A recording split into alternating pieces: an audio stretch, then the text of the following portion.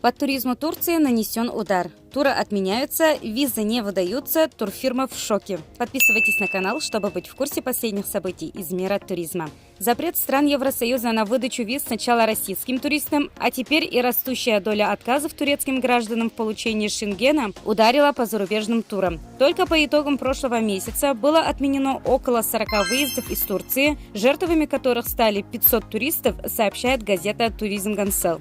Страны Европейского Союза отрицательно реагируют на заявления многих турецких граждан о получении виз из-за увеличения количества заявок, приехавших в ЕС на получение временного убежища. Туристические агентства Турции отмечают шокирующие сдвиги в сроки на подачу заявлений. По их словам, консульства слишком сильно откладывают встречи из-за переполненности и отмечают, что встречи, которые раньше назначались в течение 7, 3 или даже 1 дня, теперь назначаются на месяц позже.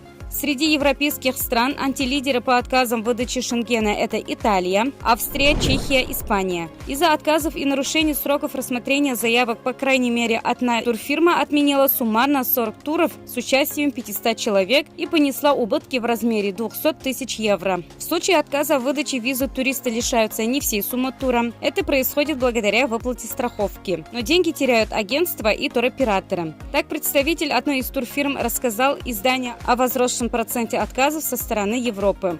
Если раньше количество отказов в выдаче визы составляло 2-3% из 100 человек, то теперь оно увеличилось до 20%.